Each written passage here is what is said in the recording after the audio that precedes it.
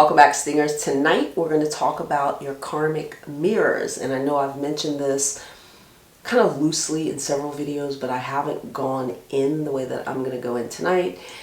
And so let's begin.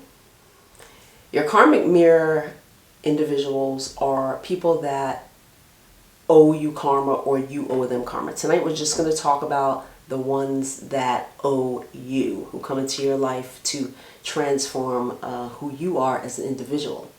So in a different life, we have made agreements with specific individuals to come back and either finish the debt, to pay the debt, pay the karma, honey, to learn the lesson. And some of them are right in your family. Some of them are siblings, parents, cousins. Some of them may be your children. Some of them may be your boss. And you bring them back. You summons them back to help you get through maybe low self-esteem, maybe to challenge you in areas, to pinpoint things that are traumatic and help you get through them. So in my book, Rise from the Ashes, Scorpio's Guide to Self-Esteem and Rebirth, I talk about my karmic individual. In my book, Dating Scorpio, Exposing Every Sign of the Zodiac, my last chapter, I actually talk about my karmic mirror individual and the relationship that we had.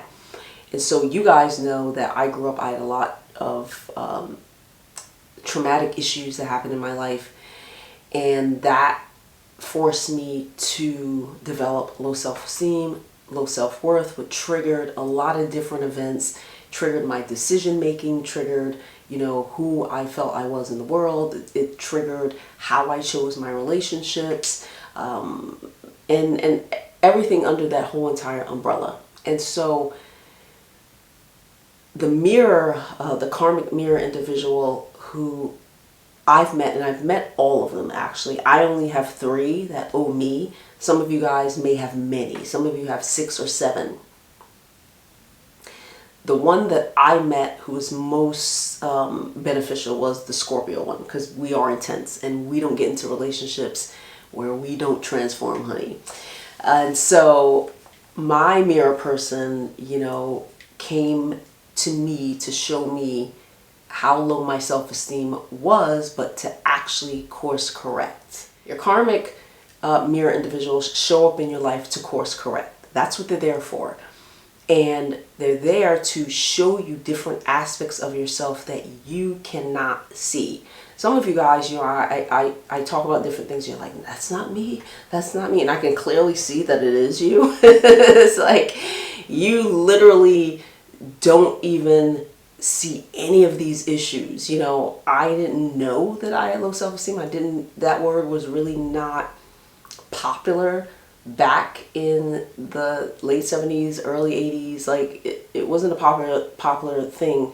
You know, self-esteem journey, all that stuff is fairly new. Like we didn't talk about that growing up. And so I never knew that I had all of these defense mechanisms. I never knew that I had built all these walls. You know, through writing my books, I had to literally go back and introduce myself to this new language. Like, oh, that's what I did. Oh, that's what happened. Oh, that's why. This is why I got into that relationship. This is why I befriended this person. Oh my goodness. And so the mirror karmic individuals come to your life. Now, everybody's situation is going to be different. You know, maybe your lesson is to be more kind. Maybe in your past life, you was a dirty, low down, scheming, grimy, you know what? And there were so many people that you did wrong and you were crook. You usually can tell. When a mirror person comes, you're gonna tell where that lesson is, you know? And so in a past life, you left a stain somewhere, okay? And you made a commitment to come back in this life and rectify it. And so that is the reason why they are on their way.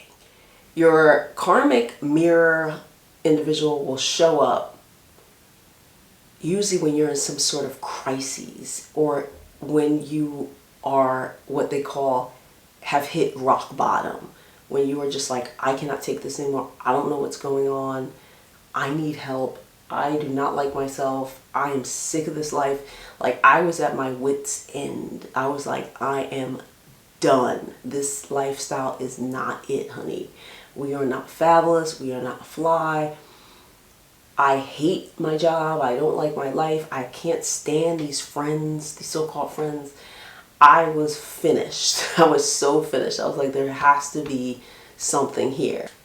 And poof, there pops up my mirror karmic person, comes right into my life, honey. The experience you have with your mirror person depends. I will tell you this. Karmic relationships never feel good. They never feel good because there's a lesson there. There's a breaking down and rebuild. And we know those growing pains hurt, okay? Whenever we fall, it hurts. Whenever we mess up, it hurts. Whenever we are presented with something and we don't like that something, it hurts. It hurts. And we even reject it. We reject a lot of things. When somebody's like, oh, you're not good at this, or you need to fix this and that, automatically it's like, what? Wait, what happened? Like, I don't know anybody who's just open, like, receiving of a ton of criticism, especially when it's about their character, you know, never mind your job. You know, people are like, you're mean, and you're like, no, I'm not. And you come up with every reason why you're mean instead of stopping and saying like, maybe I am, okay? And so my experience with my first mirror person was horrible. Like, I wanted to punch him in the face. I wanted to punch him in the face most of the time. And the reason I wanted to punch him in the face most of the time was because he was literally who I was, and I didn't like who I saw.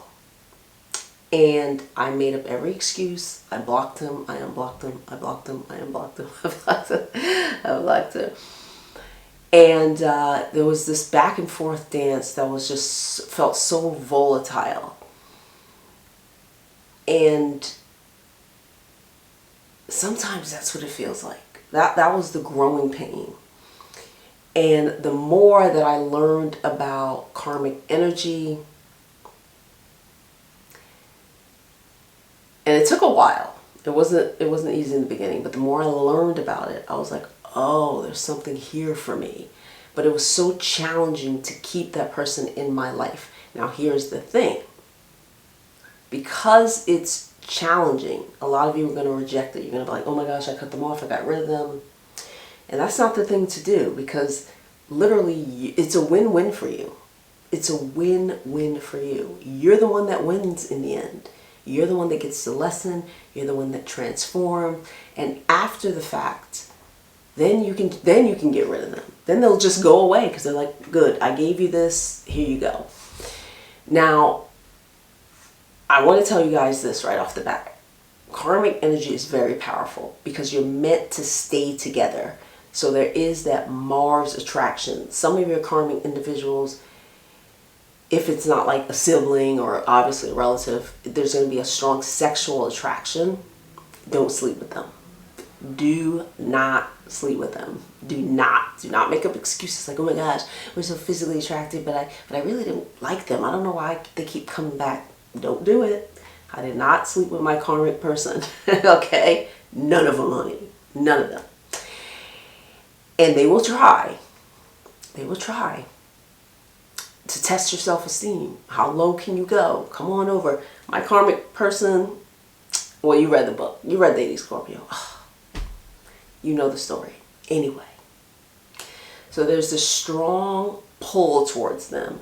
Sometimes you'll feel like you can't get rid of them. You're very attached to them. But there's this knowing as well. It feels like you had another life together because you feel so connected. You're like, I must know you from somewhere. Like, I swore I knew this person. Like, people were like, you just met? Like, they couldn't even believe it because the energy was like, and the way he responded to me was like, well, yeah, like, obviously, you know, like, we known each other for 50 years, you know. It's that automatically, like, knowing. And it's kind of like you don't remember because it was in a different dimension, but, like, your spirit remembers. It's like, no, here we go again.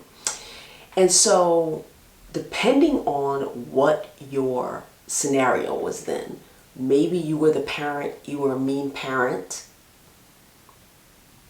and now they come back as the parent to show you the error of your damn ways, okay? And so a lot of you guys who have siblings who are, they seem so nasty to you and everything, and you wonder why. They could be literally a karmic energy, okay? And maybe you were the nasty one in your past life.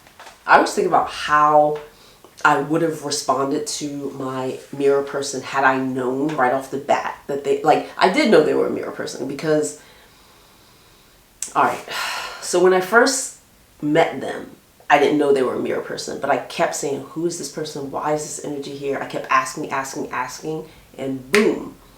I met someone who was an expert in the birth card readings, the ones that I do in your master chart readings. And they were like, oh, this is a karmic match. And they showed me like the chart, the energy. And I was like, oh my gosh. And so once she told me about that, then I knew. I was like, okay, this is how I'm going to respond to it. So once I knew that he had something there for me, it was not pleasant at all. It was not a pleasant energy. It wasn't a pleasant energy until I started receiving, until I became open to like, oh wow, that is me. Oh wow, that is me too. Oh yes. Oh my gosh, I act like that too. What do I want to do with this energy? Do I want to change? Or do I want to just accept it and love it? Like once I started accepting a lot of the things and changing a lot of the things, our relationship transformed. It became easier. It was like nothing. I was like, oh, okay. Like it was like a totally different relationship once I became open, but it took a while, honey. It doesn't feel good. So some of you will try and get rid of them right away. But here's the thing.